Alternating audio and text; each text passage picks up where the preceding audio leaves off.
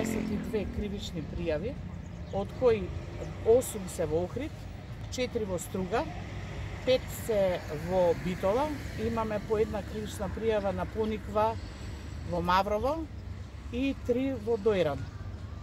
Можам да кажам дека угостителите зборуваме за кривични пријави по во делот на хотелското, односно на сместувањето.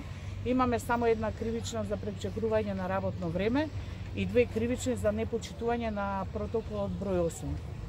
Вчера времето на Охридското крајбрежје беше врнежливо, така да немаше многу гости во гостителските објекти, но од увидот што го направивме, се гледа дека веќе економските оператори веќе ги почитуваат протоколите и денеска продолжуваме и понатака да работиме со заеднички сили. Имаме појачување од Скопје, од Кичево и со колегите од Министерството за внатрешни работи. Благодарам.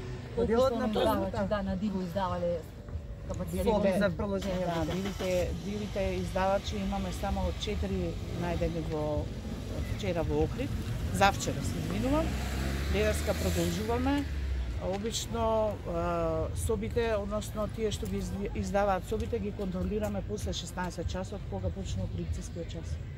Тие значи се некатегоризирани, рекавте? Некате. Исклучиво одевме по категоризирани објекти, односно по пријавени објекти кои што имаат решение. Значи другите сите не работат? Не работат.